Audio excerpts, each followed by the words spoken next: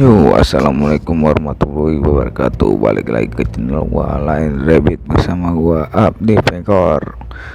Yo, kali ini gua cuma mau bikin konten gua keseruan mengikuti budaya ikan cupang di rumah aja lewat daring. Ini selenggarakan Balai Pelatihan Penyuluhan Perikanan BPPT Tegal. Oke. Yuk, jangan lupa subscribe dan like dan komen biar gue lebih semangat lagi bikin kontennya. Yuk, ikutin aja seruannya. Kecil mas, mikrofonnya dibawa aja, pegang aja ya.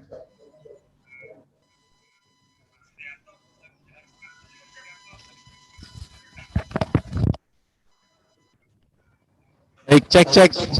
Oke.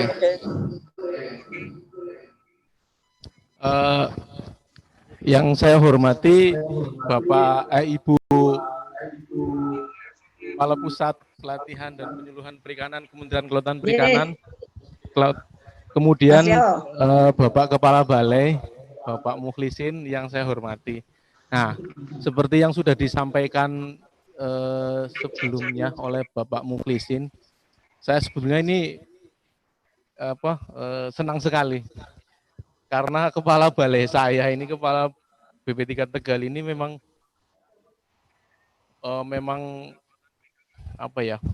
open terhadap orang ternyata. Beliau ini sangat kritis.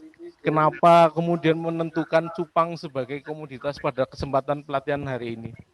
Karena memang betul yang disampaikan Bapak Mukhlisin tadi bahwa di saat pandemi seperti sekarang ini, masyarakat itu sangat memerlukan satu usaha alternatif yang tentunya cukup dengan modal yang sedikit, namun juga prospektif, artinya bisa dijadikan usaha utama, walaupun juga bisa dijadikan usaha sampingan. Kenapa kemudian pada kesempatan pagi hari ini kita bahas masalah budidaya cupang? Karena ternyata walaupun terkesan sedikit mudah ya, tapi ketika tidak diperhatikan teknisnya secara detail, mungkin ada beberapa step yang terlupakan atau bapak-bapak untuk pemula khususnya ini bisa tidak dilalui, tidak dikerjakan, sehingga keberhasilannya jadi peluang keberhasilannya menjadi rendah. Bapak-bapak dan ibu-ibu peserta sekalian, budidaya cupang ini bisa dimulai dengan usaha yang sangat minim. Mulai dari 100.000 juga sudah bisa, 500.000 sudah bisa, 1 juta sudah bisa.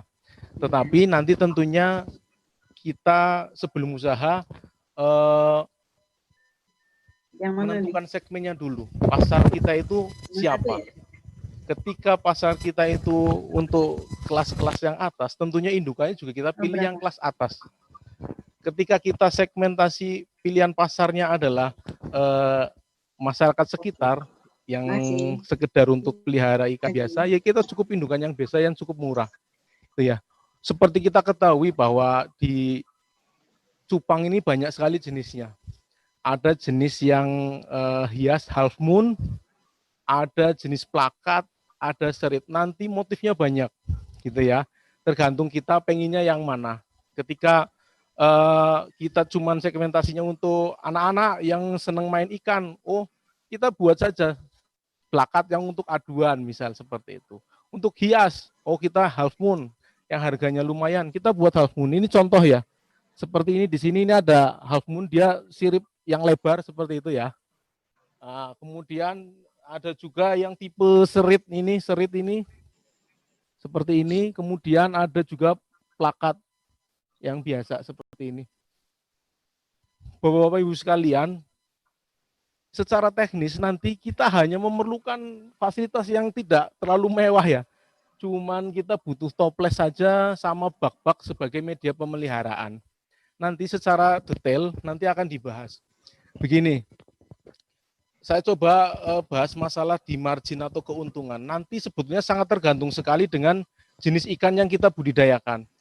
Tapi yang ingin saya sampaikan bahwa dengan jenis ikan yang paling murah saja, misal kita beli indukan yang 20.000 misal ya, itu ketika kita breeding sampai kemudian ke proses budidaya, kemudian sampai dijual lagi, itu kalau kita buat 5 paket pasang indukan itu bisa sampai keuntungan itu 100%. Misal modalnya kita 100, bisa hasil penjualan 200.000. Itu sudah kita hitung minim ya. Belum lagi nanti kalau kita pakai indukan-indukan yang memang memiliki nilai jual yang bagus. Jadi yang ada kan macam-macam. Ada yang 1 ekor saja sudah sampai 200.000, ada yang sampai 500.000. Nah itu nanti keuntungan berbeda lagi. Tapi kalau kita hitung minimal itu bisa margin itu sampai 2 kali lipat. Makanya ini sangat tepat sekali di masa pandemi sekarang ini, usaha cupang ini menjadi alternatif. Lahan tidak tidak memerlukan lahan yang luas, kemudian fasilitas tidak memerlukan fasilitas yang mewah, modalnya cuma boleh pakai gelas aqua sebagai media pendenderan, boleh pakai toples atau bak-bak kecil saja di rumah. Tidak harus ruangan khusus, cukup ditumpang-tumpang seperti ini saja sudah bisa. Saya kira itu yang perlu saya sampaikan. Nanti secara teknis kita akan kupas habis mulai dari seleksi induk sampai kemudian ke analisis usaha. Nanti ada di dalamnya proses pemijahan, pengadaan pakan alami, ini sangat penting nanti. Kemudian penanganan hama dan penyakit ikan, tentunya kita akan bahas juga. Dan pada kesempatan hari ini saya juga ditemani tim budidaya sebetulnya ini. Nanti mungkin perkenalan nanti kita supaya pada saat penyampaian materi kita sudah saling mengenal. Saya kira itu saja dari saya. Terima kasih sekali lagi kepada Pak Muklisin yang sudah memfasilitasi kami untuk menyampaikan materi tentang cupang ini sebagai alternatif masyarakat di masa pandemi ini. Terima kasih. Assalamualaikum warahmatullahi wabarakatuh. Waalaikumsalam warahmatullahi wabarakatuh. Terima kasih Pak Rianto. Pak Rianto ini selain instruktur juga kadang ngelawak juga, Bu. Ya. Terima kasih Bapak Ibu sekalian, mudah-mudahan apa yang nanti disampaikan oleh teman-teman instruktur BP3 Tegal dapat menginspirasi Bapak Ibu sekalian untuk melakukan budidaya cupang di rumah saja. Selanjutnya mohon perkenan Bu Kapus untuk memberikan arahan dan sekaligus membuka. Monggo Ibu. Baik, terima kasih Mas Muklisin. Assalamualaikum warahmatullahi wabarakatuh. Waalaikumsalam. Selamat pagi, salam sejahtera buat kita semua. Om Swastiastu, Balai Pelatihan dan Penyuluhan Perikanan Tegal, Bapak Muhammad Muklisin, dan juga pelatih pada hari ini, Mas Rianto, dan juga panitia penyelenggara dari BP3 Tegal, dan semua pelatihan budidaya ikan hias cupang di rumah saja. Pertama-tama, marilah kita panjatkan puji dan syukur kehadirat Allah Subhanahu wa taala yang mana pada pagi hari yang cerah, agak sedikit mendung kalau di Jakarta, kita semua masih diberikan kesehatan dan untuk bisa bertemu di dalam acara yang diadakan oleh BP3 Tegal, jadi Pelatihan dan Penyuluhan Perikanan Tegal, biasa kita sebut sebagai BP3 Tegal, yang hari ini untuk seri pelatihan yang selanjutnya mengambil tema tentang budidaya ikan hias cupang. Mungkin pertama-tama saya ucapkan terima kasih atas upaya yang sudah dilakukan oleh BP3 Tegal atas seri pelatihan ini. Saya kira apa yang menjadi tema sudah berdasarkan tadi penjelasan dari Pak Muklisin ataupun dari pelatih dan juga tadi Mbak Nana yang menyampaikan selaku host. Jadi saya kira silakan Bapak dan Ibu, kami ucapkan terima kasih buat mereka yang sudah mungkin sudah beberapa kali mengikuti seri pelatihan kami, ya, dan tentunya untuk yang hari ini mungkin spesial, tadi juga Pak Muklisin menyampaikan ada salah satu orang yang memang juga mungkin merupakan komunitas dari penggemar daripada ikan cupang ini. Saya kira pasti dari 2.881 orang ini, sekian persen diantaranya adalah mereka yang memang sudah menyukai ikan cupang. Tapi tidak menutup kemungkinan dengan adanya pelatihan ini akan banyak orang yang pemula yang tertarik untuk memulai. Mungkin dulu sudah pernah tapi berhenti, sekarang melanjutkan lagi. Atau yang sama sekali mungkin belum, terus akan mencoba. Karena harganya juga yang ternyata memang menggelitik ya dalam situasi yang sekarang ini, bisa dipelihara di rumah. Saya kira ini menjadi satu challenge, opportunity yang sangat bagus untuk ternyata memang penggemarnya menjadi semakin banyak.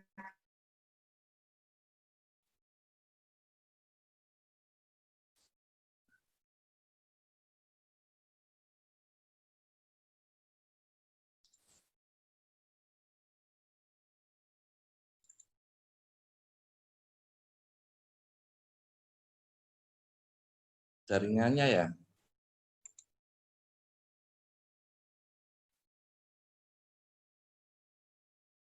Panitia jaringannya ya.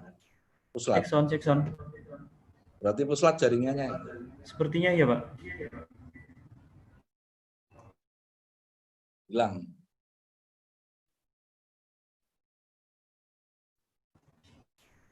Cek pusat pelatihan. Oh, keluar. Kita masih menunggu lanjutan dari arahan Bu Kampus, karena kelihatannya jaringan ada agak sedikit masalah.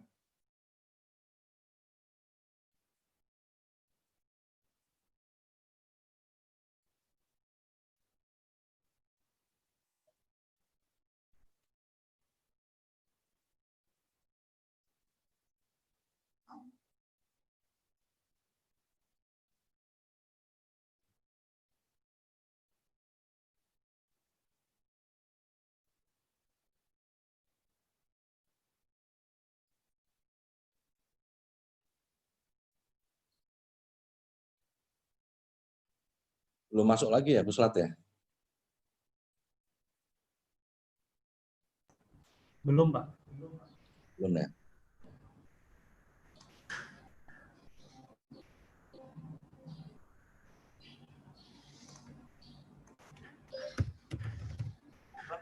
Ya, Mas Reza, putus ya puslat?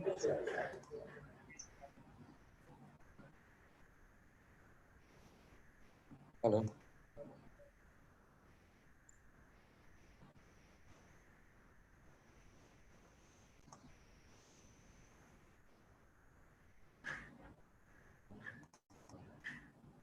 Isi aja sih itu.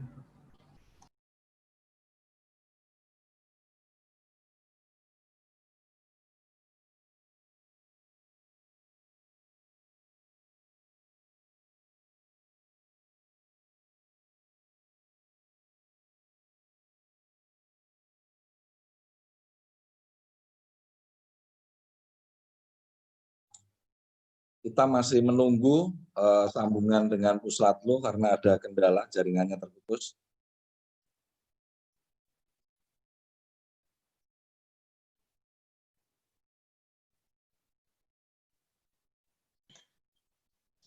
Selamat pagi, mohon maaf tadi terputus. J, monggo Ibu. Maaf, Pak Muklisin, saya sudah bicara banyak. J, monggo Ibu. Wah, sinyalnya nggak bagus ini. Pelatih dan khususnya Mas Rianto, walaupun mungkin sebagian dari yang hadir di sini adalah para pencinta ataupun penggemar cupang, saya mohon tetap dari awal saja sampai akhir diceritakan bagaimana proses ini dalam memelihara cupang ini bisa dilakukan, nanti juga termasuk analisa usahanya. Jadi saya kira atas pelatihan hari ini, Mas Muklisin, dari semua Bapak Ibu juga ataupun ada adik juga yang hadir dalam pertemuan hari ini, saya cuma pesan jangan lupa nanti pada waktu akhir dari cerita pelatihan kita hari ini, hasilnya itu juga mohon naikkan ke media sosial ya, supaya kita menunjukkan apa yang sudah kita kerjakan ini. Saya tadi sempat mengintip ke semua jendela yang ada di Zoom meeting ini. Cupangnya kok nggak kelihatan ya? Ada di mana ya cupang-cupangnya ini? Ada Bu. Cupang-cupang teman-teman ya? Ada banyak ya? Ada Pak Ovi Gustian ini ada, Pak Ferry Fitrianto ada Bu ini, bak-baknya banyak nih. Oke, saya jadi penasaran nih. Nanti saya akan mengikuti melalui stream. Oh ini nih, iya, ini dari Pak siapa ini? Pak Kabupaten Penyuluh Kabupaten Tegal. Oh ya oke, ini cupangnya terlihat nih, keren ya. Jadi oke. Nanti tukar informasi juga, dan satu pesan saya Mas Muklisin, dibangun jejaring saja, ini antar semuanya. Jadi yang saya tahu cupang itu macamnya mungkin 10 atau lebih jadi 20 atau 30. Nah ini saling menginformasikan saja ya. Jadi nanti tak saling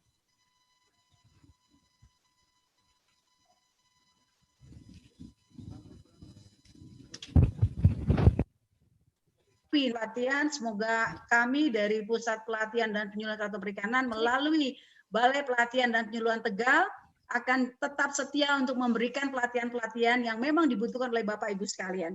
Selamat berlatih, saya kira demikian. Jangan lupa untuk memposting ya hasil dari pelatihan ini supaya nanti semua menjadi lengkap. Sertifikat. Selamat berlatih, semoga lancar dan sukses. Assalamualaikum warahmatullahi wabarakatuh. Om Santi. Waalaikumsalam warahmatullahi wabarakatuh. Pak Muklisin dan Mbak Nana. Terima kasih Bu Kapus. Jadi nanti saya laporkan juga Ibu bahwa nanti juga ada testimoni sebagai penyemangat dari Ketua Paguyuban Cupang Tegal juga Ibu nanti. Oke, baik. Terima kasih. Juga pemula-pemula boleh. Ibu. Biar semangat Ibu, teman-teman. Monggo saya kembalikan Mbak Nana. Oke, baik Pak. Terima kasih. Ya, gimana Pak Arianto? Ini sebelum kita pelatihan budidaya ikan cupang, alangkah baiknya kita itu mendengarkan daripada pembudidayanya, ya. Mas Yanto.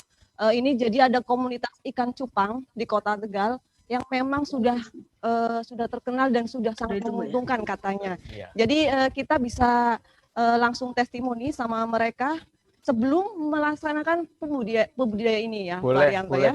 Jadi sebagai gambaran mungkin untuk pemula ya. Jadi ada ini komunitas dari Kabupaten Tegal nanti ingin menyampaikan kesan-kesan beliau selama melakukan budidaya. Ini nanti dipandu sama Mas Isnan ini penyuluh perikanan Kabupaten Tegal ini. Saya kira langsung saja ya. Langsung saja, peserta sudah penasaran semua Mas tentang keuntungan daripada budidaya ikan cupang di rumah saja. Monggo Pak Jamal dan Pak Isnan dipersilahkan. Baik, terima kasih. Assalamualaikum warahmatullahi wabarakatuh. Waalaikumsalam warahmatullahi wabarakatuh. Ibu Lili dan Kepala Balai Perikanan BP3, Bapak Mulesin. Perkenalkan, nama saya Ihsan Yudi Kurniawan, saya PPP dari Kabupaten Tegal. Pada kesempatan pagi hari ini saya akan bincang-bincang bersama pelaku usaha budidaya ikan cupang bersama dengan Mas Andi dan Mas Jamal. Beliau sudah senior di budidaya ikan cupang. Kita akan mendengar pengalamannya dan suka dukanya menjadi pembudidaya ikan cupang. Yang pertama Mas Andi, Mas Jamal. Kira-kira Mas Jamal, Mas Andi itu sudah berapa lama menggeluti budidaya ikan cupang? Assalamualaikum warahmatullahi wabarakatuh. Selamat pagi semuanya. Waalaikumsalam warahmatullahi wabarakatuh. Kenalkan, nama saya Andi dan ini teman saya Jamal. Kita ini udah pertama suka ikan cupang ya itu dari kecil. Kita udah hobi. Nah, terus mulai tahun 2000 berapa Mas? 2008 kalau nggak salah. 2008 kita mulai mengenal jenis-jenis baru kayak terutama half moon, plakat gitu. Kalau sering sih udah lama sih ya. Nah, kita mulai tertarik untuk mencoba beli. Awalnya hobi karena ya. simple. Untuk tempat kayak gini aja ini udah bisa untuk memelihara. Makanya juga simple, pakai jentik nyamuk juga bisa. Dan ya kalau males nyari ya saya tinggal beli ini di Mas Jamal ini. Kira-kira udah berapa banyak ini Mas koleksi ikan cupang Mas ini? Kalau saya keluar masuk sih Mas ya. Saya ini ternak, terus udah besar jual. Pertama kita sortir dulu ya, yang ada yang buat main, terus ada yang buat partaian gitu. Kalau volume ternak sih saya setiap 2 minggu sekali tuh nge-breed 4 pasang. Dari 4 pasang itu rata-rata sekitar per pasangnya ya sekitar hasil ya kita pukul rata 200 ekor lah. Ya 200 ekor secara hitungan gampang betina 100 dan 100. Nah, yang itu untuk umuran sekitar 3 atau 4 bulan udah mulai bisa kita sortir. Yang kualitas bagus itu sekitar 10 ekor. Ya, untuk konten. Ya disimpan lah bisa buat terusan indukan, perbaikan kualitas. Misalnya kita jual ke partaian. Awal budidaya ikan cupang itu belajar otodidak atau magang atau mungkin belajar dari teman-teman atau seperti apa awalnya? Awalnya sih otodidak ya Mas, cuma lihat di bakul cupang itu tanya-tanya gimana, terus kasih gambaran besar itu kayak gini terus ya dicoba langsung. Dari sisi ekonominya kira-kira budidaya ikan cupang itu menghasilkan atau seperti apa? Ini dari saya sebagai penghobi. Kalau saya jual itu yang katakanlah yang sortiran itu per ekor 50, yang 10 ekor itu. Nah sisanya itu partaian yang 100 ekor itu saya jual ke Mas Jamal berapa Mas harganya kalau langsung? 4.000. Berarti yang 10 ekor itu kan bisa dapat duit 500, yang tadi sisanya berapa? 90. Ya. 9 kali 4 360. Sekitar 900.000 itu per pasang Mas. Berarti omsetnya menjanjikan ya Mas? Lumayan Mas, alhamdulillah Mas. Per bulan itu berapa Mas omsetnya? Per bulan itu ya tinggal hitung sendiri lah. Sebulan kita ngebit 2 kali Mas. Kira-kira itu ya sekitar ya 2,5. Nggak mau peluk lah. Iya, ada gagalan break itu. Gagal juga mengalang. Dari hobi menjadikan suatu pekerjaan utama untuk penghasilan, menambah penghasilan gitu ya. Iya. Terus di masa pandemi sekarang itu ada kendala nggak soal budidaya ikan cupang? Nah ini saya mau cerita ya, agak lucu nih Mas. Kan kemarin pandemi corona, saya mikir saya stok masih banyak. Terus saya ini stok banyak, barang nanti nggak rame, sekolah libur, saya berhenti ngebit lah sekitar 1 bulan. Ternyata habis lebaran itu stok malah permintaan banyak, sampai saya kewalahan. Terutama saya yang waktu itu banyak yang nyatu asmun merah itu Mas. Terus kira-kira prospek budidaya ikan cupang itu seperti apa ke depannya menurut Mas Andi sama Mas Jamal? Kalau saya pernah mengutip dari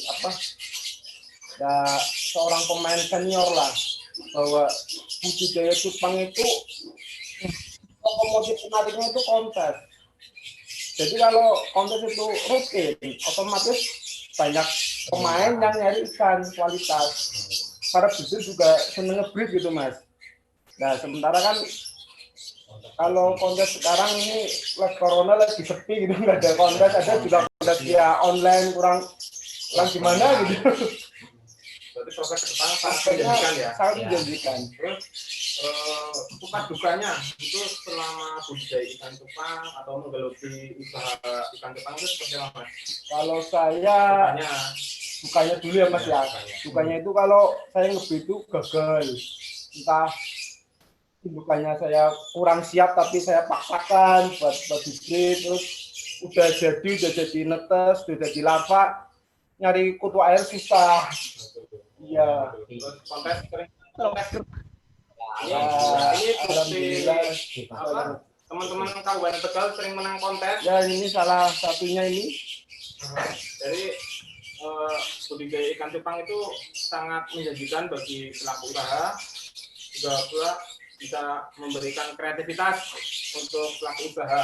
Terus dengan adanya pelatihan seperti ini, apa harapannya Andi sama Mas Jamal? Harapan saya dengan adanya pelatihan ini semakin banyak orang yang suka cupang. Terus mungkin di sini pelatihan kan nanti diajari cara ngebreed kan, yaitu banyak breeder baru, banyak tren baru yang dihasilkan mungkin dari para kreatifnya. Nanti yang breeder baru itu cupang kita bisa tambah maju dengan gitu ya. Iya. Jadi demikian bincang-bincang bersama pelaku usaha dari Kabupaten Tegal. Mudah-mudahan selama masa pandemi ini masih terus produktif dan kreatif. Terima kasih. Wassalamualaikum warahmatullahi wabarakatuh. Waalaikumsalam warahmatullahi wabarakatuh.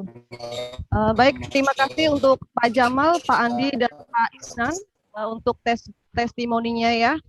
Semoga ini masih semangat mengikuti budidaya ini. Oke, baik teman-teman semua. Sebelum kita memulai acara pelatihan, alangkah baiknya kita perkenalan dulu untuk instruktur Balai Diklat Perikanan Tegal. Ya, ada pepatah bilang ya Pak Ria, tak kenal maka tak sayang. Oke. Maka tak rindu. Ya, baik. Sekarang saatnya kita perkenalan untuk instruktur Balai Diklat Perikanan Tegal. Oke, ya.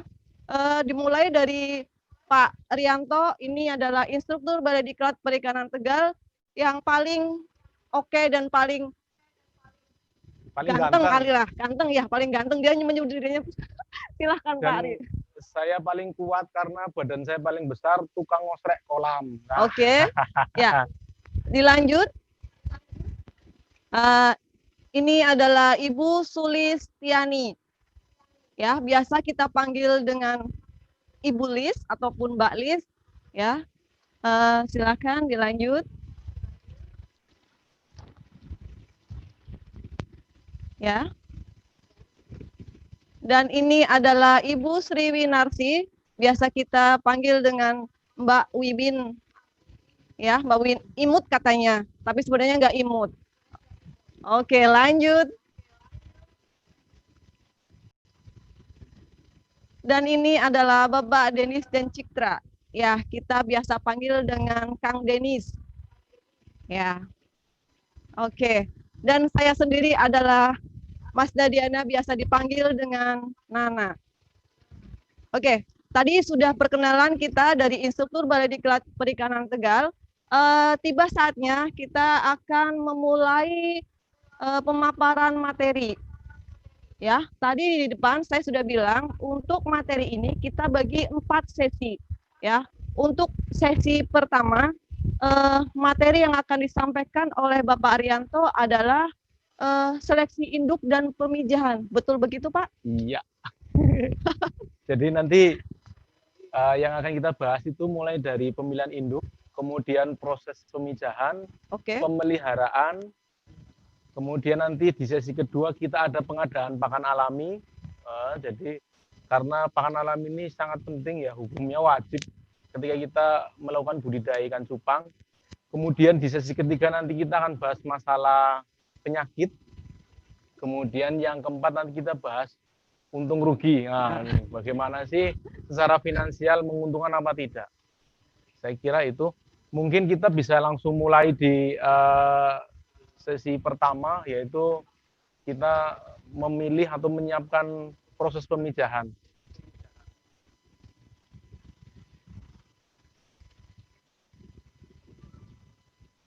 Bapak-bapak dan ibu-ibu sekalian, mungkin ada ibunya yang ikut pelatihan ya.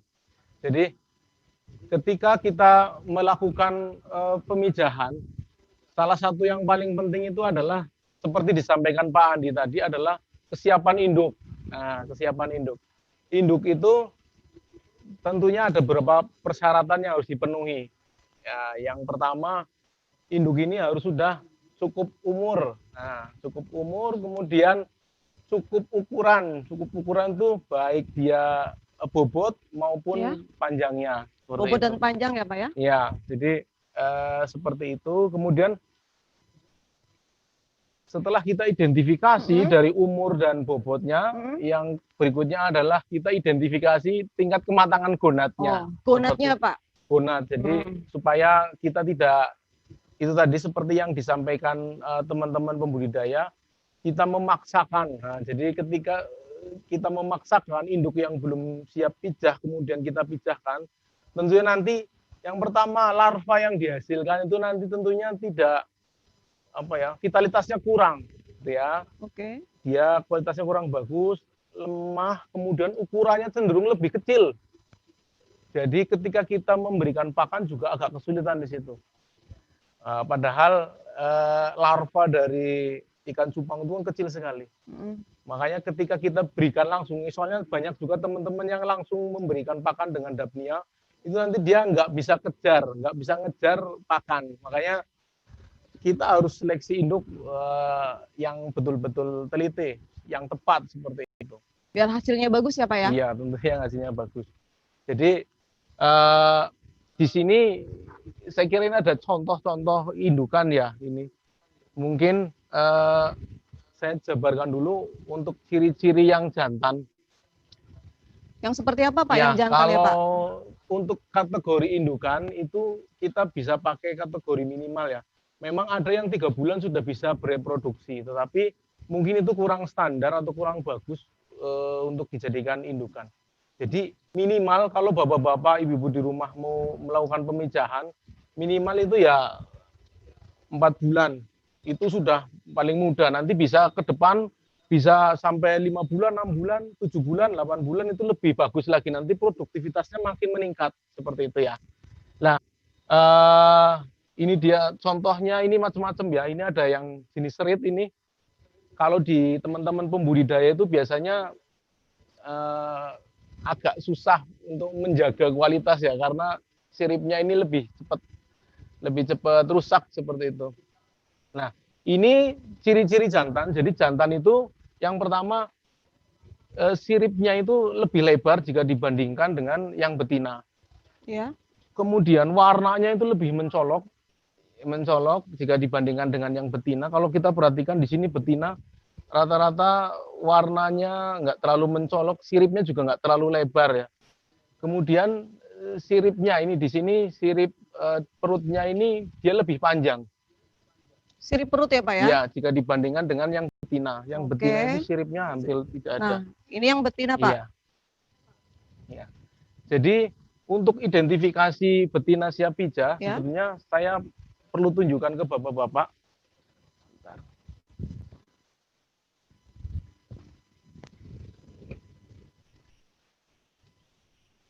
Ya, ini Pak Rianto mau menunjukkan induk yang siap memijah, seperti itu ya Pak ya. Jadi bukan karena paksaan. Nah, ini dia teman-teman. Saya butuh wadah ya mungkin. Jadi nanti kita bisa melihat untuk induk yang sudah matang gonat atau yang belum, nanti akan dikasih lihat oleh Pak Rianto supaya tidak salah. Nah, silahkan di zoom Pak, biar semuanya melihat. Jadi kalau secara fisik ya, kalau kita perhatikan dari atas dia itu sudah cukup menggembung ya perutnya. Bahasanya apa Pak? Sudah membesar, perutnya itu sudah membesar. Membesar. Mungkin nggak terlalu terlihatan ya di bapak-bapak. Nanti di bawah ini ada lubang urogenital, itu biasanya nanti sudah ada seperti telur mau keluar seperti itu. Oh, begitu ya Pak. Ya, jadi nanti ada titik seperti itu ya. Terus biasanya nanti gerakannya juga tidak terlalu agresif, dia cenderung memisahkan diri. Itu ya. Jadi itu identifikasi kalau dia itu sudah matang gonat ya. Sudah siap untuk dipijahkan. Malah melemah gitu ya Pak gerakannya. Iya, bukan melemah betulnya. Gimana Pak?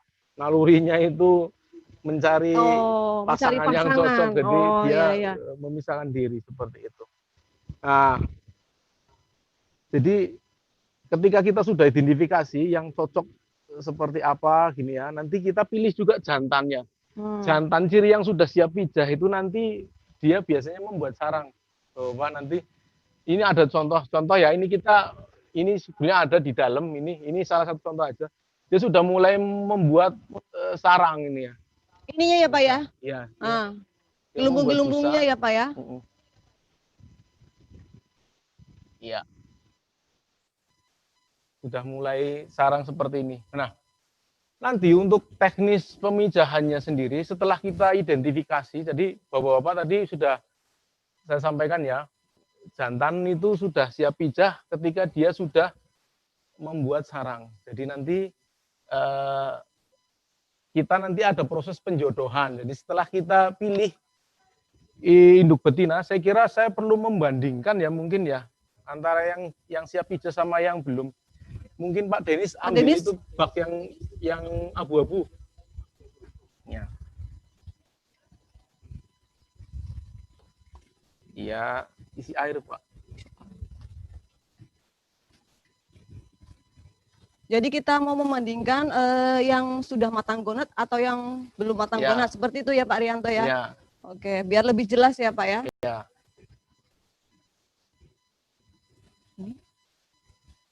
Ya. Ya. Nah, ini adalah induk betina yang belum matang gonat.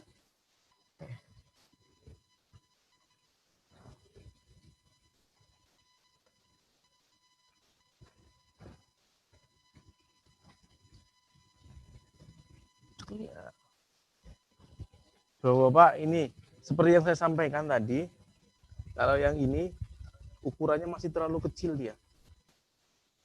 Ya, masih terlalu kecil. Jadi belum terlalu layak untuk kita pijahkan. Nah, ini sudah besar, ini sudah kira-kira ini sudah usia 5 bulanan ini. Ya, kalau yang ini saya kira ini baru masuk ke 3 bulan ini ya.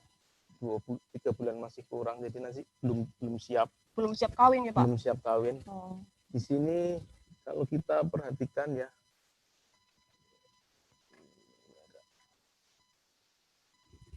nah ini perutnya sudah gembung ini. Nah, jadi seperti itu. Kalau sudah kita pilih indukan yang betina yang sudah siap pijah itu, nanti kita, saya coba ambil yang betina ini ya, kita jodohkan. Oke. Iya.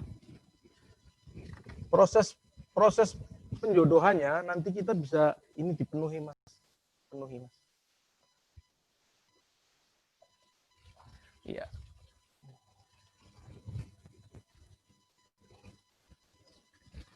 Nah, dipenuhi. Kemudian ini induk jantan. Induk jantan? Ya. Misalnya ini kita ambil induk jantan ya. Nanti yang langkah yang pertama kita tempatkan induk jantan dulu. Kita sudah pilih yang siap pijah.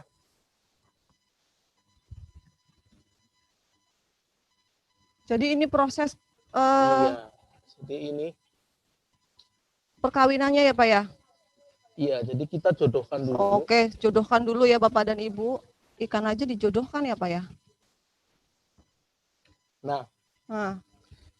Bapak-bapak untuk media pemijahan, Bapak-bapak boleh pakai ember. Contoh ember tuh, Bu. Contoh ember. Ya, ini contohnya.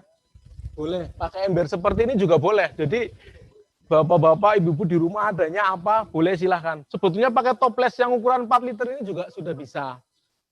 Sudah bisa. Tapi mungkin untuk pergerakannya kurang leluasa ya. Ini terlalu sempit, maka kita agak lebarkan sedikit. Boleh pakai ember yang kira-kira volume 15 liter. Ya, itu boleh silahkan. Nanti Bapak-bapak siapkan ini, gelas. Ya, gelas ini Bapak-bapak nanti sudah dipotong bagian bawahnya. Jadi ini bawahnya bolong ya. Bolong. Tuh, bolong. Tuh kan. Bapak main sulap ya Pak? Nah, ini nanti fungsinya adalah untuk menempatkan induk betina. Jadi supaya nanti tidak langsung diserang. Biasanya ketika belum jodoh, kemudian langsung dicampur, biasanya nanti betina diserang, Bu. Oh, diserang. Iya. Ya. Jadi kayak di karantina dulu seperti itu ya Pak ya? Iya.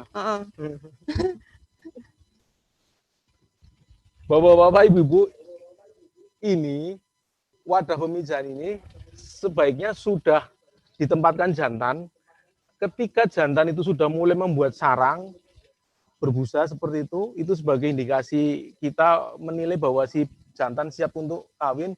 Kemudian kita tempatkan betinanya. Nah, betinanya kita tempatkan, ini posisi tempat ini terbalik ya, Bapak-bapak Ibu ya. Ya, terbalik. Jadi yang berlubang di bawahnya itu yang di atas ya Pak ya? Iya. Ya. Kemudian kita tempatkan betinanya di dalam. Di dalam karantina ya Pak ya? Iya, seperti itu.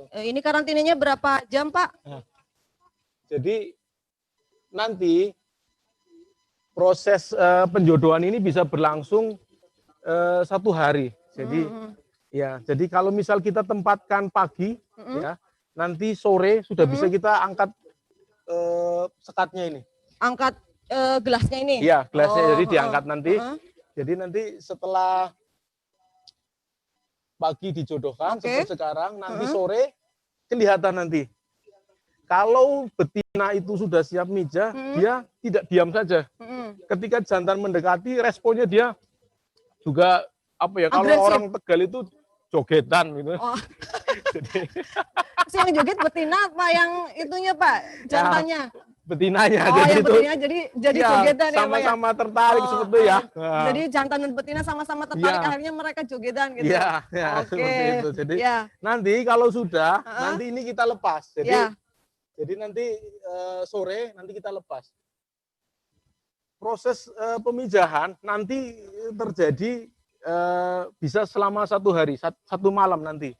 Kalau 24 bisa, jam? ya kalau langsung jodoh dan indukan sudah siap, malam itu bisa kawin, besok sudah selesai proses pemijahan itu. Kawinnya Tetapi- malam ya Pak? Ya, tapi kadang-kadang juga ada yang kesiangan. Oh gitu. Ada ya, ciri-ciri bapak-bapak, ibu-ibu itu identifikasi orang tepat, kadang-kadang pemijahan itu setelah dicampur 2 hari baru Iya. kawin gitu ya. Oh, Jadi iya, tidak setelah dilepas kemudian malam kawin, kadang-kadang besoknya baru mulai kawin juga ada seperti itu. Jadi tidak mesti ya? Ya. Yang perlu saya tekankan di sini pada saat proses pemijahan itu, yang pertama tadi diseleksi induknya, yang betina sudah siap pijah, cirinya perutnya sudah mulai membesar, di lubang urogenitalnya sudah mulai tampak seperti telur, putih gitu ya. Kemudian ukurannya juga sudah sesuai standar. Kemudian jantannya, jantan itu di media pemijahan nanti ditempatkan dulu. Kalau sudah membuat sarang berupa busa, dia membuat busa, gumpalan-gumpalan busa itu, nah itu berarti sudah siap untuk pijah. Maka kemudian ditempatkan wadah untuk memisahkan induk. Gitu ya. Yang tadi gelas, yang pantatnya, yang bawahnya itu sudah dipotong gitu ya. Salah ngomong sih Pak. Oh, gara-gara tadi bicara kawin malam, apa kawin kesiangan ini? Jadi nanti sudah seperti ini, kalau sudah jodoh nanti sore bisa dilepas. Lepas, biarkan mereka melakukan perkawinan seperti itu. Oh ya. Nanti kalau indukan yang bagus, ini saya ada trik nih ya, Bapak-bapak, Ibu-ibu. Supaya ini untuk yang sudah biasa melakukan breeding ikan cupang ini, kalau berdasarkan pengalaman, kemudian berdasarkan juga penelitian yang sudah dilakukan, supaya produktivitas induknya itu bagus, fekunditasnya banyak, telurnya banyak, itu biasanya setelah masa pemeliharaan, itu sebaiknya diberikan pakan untuk kutu air, Daphnia moina, seperti itu, Ibu. Nanti setelah menjelang 1 minggu menjelang dipijahkan, bapak-bapak, ibu-ibu sekalian boleh kemudian diberikan pakan cacing sutra. Ya, untuk memaksimalkan tingkat kematangan gonad. Daphnia itu untuk memperbanyak fekunditas, kemudian untuk memaksimalkan kematangan telurnya boleh bapak-bapak, ibu-ibu sekalian nanti memberikan pakan cacing sutra. Oh iya. Pakan cacing sutra seperti apa nanti kita perlihatkan ketika kultur pakan alami. Ya, jadi itu setelah nanti ini contoh saja ya, setelah nanti ini kita buka dan telurnya itu sudah menempel di sarang, nanti setelah betina selesai kawin biasanya dia akan memisahkan diri dia. Ya. Setelah memisahkan diri, kemudian kita ambil induk betinanya. Kalau tidak diambil, bapak-bapak, ibu-ibu sekalian, biasanya dia makan telur. Kalaupun sudah ada larva, dia bisa makan larva kayak gitu.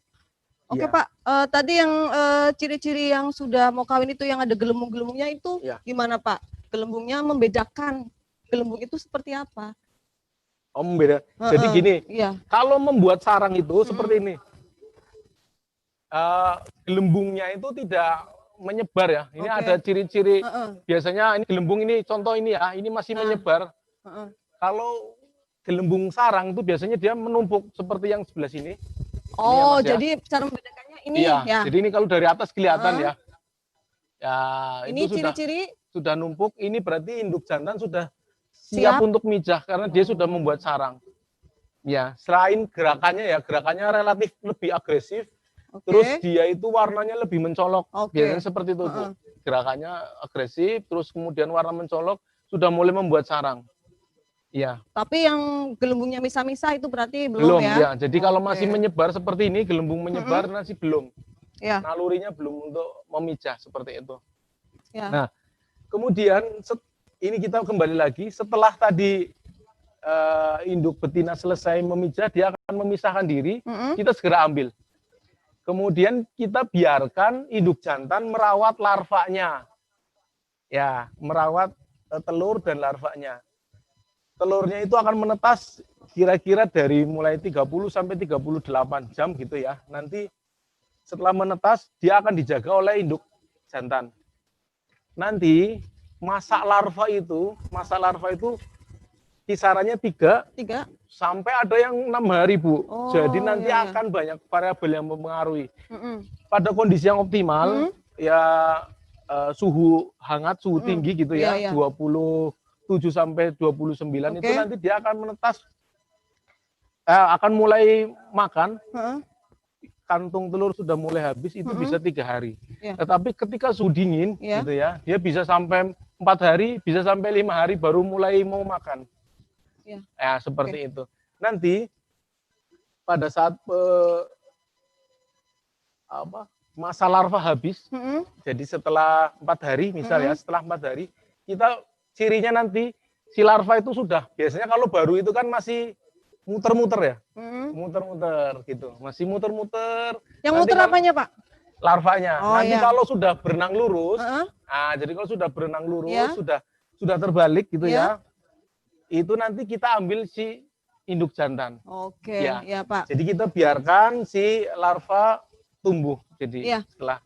Oh ya Pak, ini Pak, untuk medianya Pak, media ini untuk ikan cupang, ada yang menanyakan tentang daun ketapang, pH, untuk garam, itu seperti apa Pak penjelasannya? Ya, Bapak-bapak dan Ibu sekalian, ini ada pertanyaan mengenai air. Jadi memang betul, ketika kita mau memijahkan ataupun memelihara, sebaiknya air yang kita gunakan itu adalah air yang sudah di treatment atau sudah diperlakukan sehingga sesuai persyaratan hidupnya. Seperti kita ketahui bahwa ikan cupang itu adalah ikan rawa, jadi dia itu senang di daerah-daerah yang tergenang, ya, daerah yang cenderung lebih asam, gitu ya. Maka itu ketika kita mau mentreatment air, persiapan itu yang pertama adalah kita tandon air, bisa air sumur ataupun air pump. Cuman saya saran lebih baik air untuk di air sumur saja. Boleh pakai air pump, asal bapak-bapak nanti disiapkan natrium tiosulfat untuk netralin kaporitnya, gitu ya. Jadi tapi airnya ditandon dulu ya. Ditandon, ya boleh terus di Na-tiosulfat. Kalaupun tidak ada, bapak boleh pakai air sumur saja. Air sumur nanti bisa. Ya bisa di rendam dengan ditempatkan daun ketapang. Daun ketapang ini nanti ada treatmentnya. Nanti secara detail nanti dijelaskan di penyakit, karena nanti itu bagian Pak Denis nanti ya. Untuk treatment air, jadi nanti untuk air persiapan sebagai pencegahan, air pemeliharaan maupun air pemijahan. Yang jelas saya kasih bocoran sedikit, nanti itu ada aplikasi daun ketapang. Daun ketapang juga bukan daun ketapang yang baru ngambil gitu ya. Nanti ada treatmentnya, Bu. Ada perendaman semuanya dengan garam dan sebagainya. Ada pengukuran kualitas air juga ya Pak ya? Ada, nanti juga air persiapan itu ada, kita tidak bisa pakai air yang betul-betul tawar ya. Nanti kita kasih ada kadar garamnya sedikit. Maksimal 0,5. Teknisnya nanti akan kita peragakan bersama-sama. Nah, Bapak-bapak, Ibu-ibu sekalian, kalau teknis untuk pemijahannya, saya kira sangat mudah itu tadi. Kita tinggal menyiapkan wadah pemijahan, boleh pakai ember, boleh pakai basket kecil, mini basket, boleh pakai toples. Tempatkan induk jantan yang sudah siap pijah, nanti dia akan membuat sarang. Setelah membuat sarang, kita baru tempatkan betina yang sudah kita seleksi. Iya, perutnya sudah membesar, nanti di urogenetal sudah mulai kelihatan seperti telur, nyuplik gitu ya. Nanti kita tempatkan bersama-sama, dijodohkan dengan menggunakan ini boleh pakai botol aqua yang dipotong Dipotong atasnya, atasnya ya, Pak, nanti ya? dimasukkan ikan Masukkan. betina di situ. Jadi memang Proses sangat penjodohan. simpel ya, Pak. Dijodohkan setengah hari ya, Setengah dari hari. pagi sampai sore, Sampai sore sore. dilepaskan. Oh, berarti Nanti- melepaskannya sore. Ya, nanti Oke. mereka akan kawin. Heeh. Setelah kawin, Heeh. dipelihara Ya. oleh induk jantan Mm-mm. sampai masa pos larva. Oke. 4 hari. Jadi setelah menetas 4 hari, kita biarkan induk jantan merawat Ya. larvanya. Setelah itu kita angkat induk jantan. Ya. Kemudian kita menyiapkan pakan untuk PL-nya, pos larva dari iya. si ikan cupang itu. Oh, oke. Saya kira sesimpel itu ya Mm-mm, untuk mm-mm. pemijahannya. Namanya aja juga budidaya Iya, ikan di rumah, ya, Pak, ya. Coba ini yang ini sudah membuat sarang ya. Kita ini sudah ada yang betinanya di dalam juga. Bisa kita coba- zoom ya? Iya, Ya, kita coba. diambil aja. Ini proses penjodohannya, Pak. Sudah ini. Sarang. Oke. Ini tangan.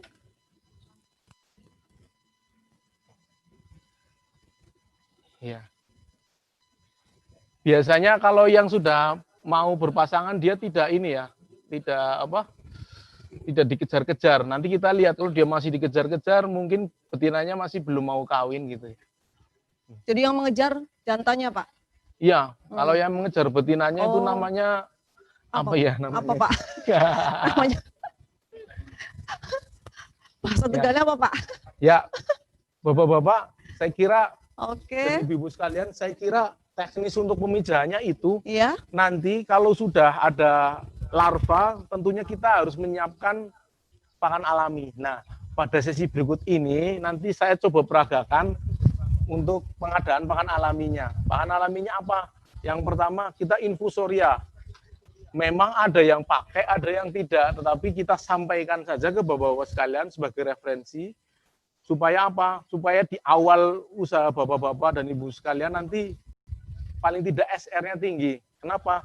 Karena ketika biota kultifan atau ikan yang kita pelihara itu diberikan makan sesuai dengan ukuran, sesuai bukaan mulutnya, pasti akan ada dampaknya. Yaitu apa? SR-nya tinggi. Kelangsungan hidupnya akan tinggi jika dibandingkan dengan pakan yang besar. Walaupun dengan menggunakan pakan yang besar juga tetap ada yang hidup, tetapi mungkin SR-nya akan lebih rendah. Gitu ya. Jadi pada kesempatan siang hari ini untuk pakan alami kita ada kultur infusoria, kemudian Dapnia, kemudian Artemia. Ya, Artemia. Oh, jadi ini kita sesi pengadaan pakan alami ya, Pak? Ya. Termasuk prakteknya ya, Pak ya? Nah, inilah triknya ya, Bapak dan Ibu, untuk kita mulai praktek pengadaan pakan alami, semuanya akan dikupas habis, ya Pak? Ya, nggak habis semuanya. Oh, nggak habis semua, disisain dikit ya, Pak ya? Oke, ya. Baik, Bapak dan Ibu, ini kita akan mempraktekkan kultur pakan alami, ada Dapnia, Infusoria, kemudian ada Artemia. Oke. Yang pertama, kita siapkan adalah wadah. Bapak-bapak, ibu-ibu sekalian, untuk wadah kultur infusoria ini boleh menggunakan apa saja. Boleh menggunakan bak bulat volume 50 liter atau mungkin menggunakan bak basket, boleh silakan. Atau kalau bapak-bapak ibu sekalian masal, boleh pakai bak yang lebih besar lagi, bak terpal atau bak fiber, boleh silakan. Ini simulasi saja. Yang penting bapak-bapak ibu kita tahu langkahnya seperti itu. Yang pertama, sebagai biangan, sebagai air untuk inokulasi infusoria, itu kita menggunakan air pemeliharaan yang lama. Jadi ya, air pemeliharaan kita tempatkan di wadah toples, ya. Kalau misalnya mini, kita pijahkan misalnya satu pasang saja, boleh pakai botol aqua, boleh. Ya lebih kecil lagi boleh, silahkan saja. Jadi ini disesuaikan aja ya, Pak ya? Sesuaikan saja. Nah ini kalau sudah, kemudian langkah selanjutnya, boleh bapak-bapak ini pakai pelet ikan sedikit saja, crumble. Iya, jadi jenis ya seperti ini. Jadi jenis pakan ikan ini mungkin pakan udang sepertinya ya. Ya, kita tambahkan Oke. Iya, kemudian kita aduk.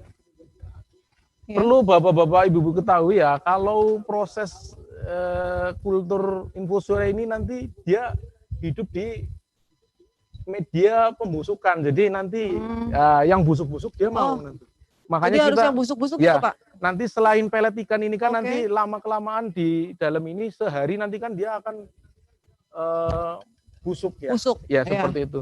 Kemudian setelah kita tambahkan pelet ikan, kita tambahkan ini sayuran. Apa itu, Pak? Boleh bapak-bapak di rumah nanti pakai sawi, pakai kol. Nah, pada kesempatan hari ini saya pakai bayam kayaknya. Boleh. Iya. Ya. Jadi itu Silakan. bayam sudah direbus ya, Pak ya? Sudah direbus dulu Oke. supaya cepat busuk seperti itu.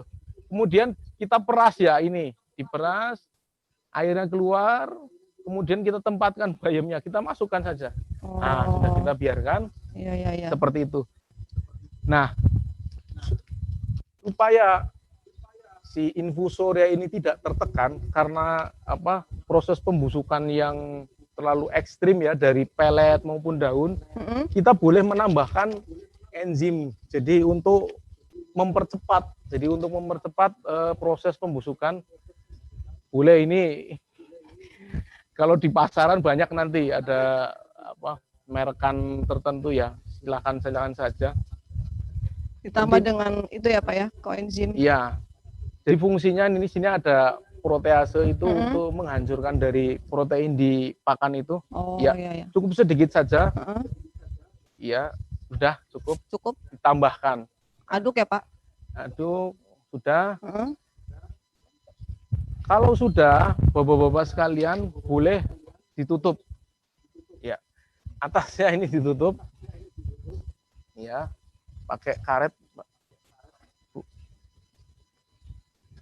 Kenapa ditutup, Pak? Supaya nanti nyamuk itu tidak bertelur di dalam atau mungkin ada lalat masuk terkontaminasi ya, seperti itu. Kemudian setelah kita masukkan seperti ini, kita masukkan ke dalam plastik supaya gelap gitu ya. Oh. Ya. Wah, ya.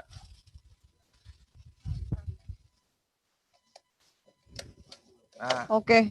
Jadi biar gelap seperti itu kita masukin ke plastik warna hitam, lalu di atasnya kita tutup ya, Pak ya? Iya.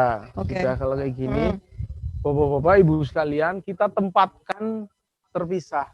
Jadi di posisi yang gelap dan lembab. Untuk apa? Untuk mempercepat proses pembusukan dan perkembangan infusoria yang sudah kita inokulasi dari media pemeliharaan ikan cupang.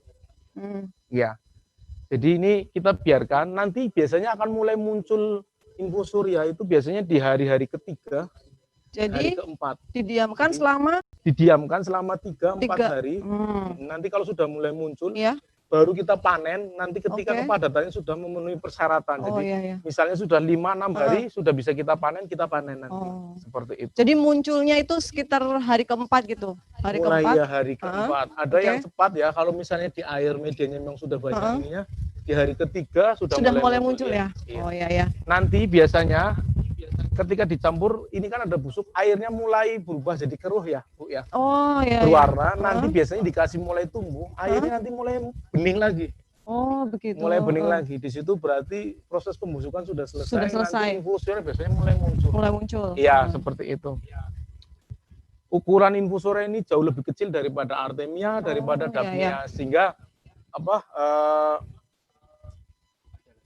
bukaan mulut si larva ikan cupang itu bisa menelan langsung. Beda dengan daphnia, beda dengan artemia. Jadi kayak lebih lahap mungkin ya, karena dia lebih kecil ya. Iya, karena ukurannya lebih kecil. Iya. Memang tetapi di pembudidaya kadang-kadang itu terlewatkan ya, karena memang sedikit ribet sepertinya seperti itu. Sebenarnya tidak juga. Caranya bagaimana?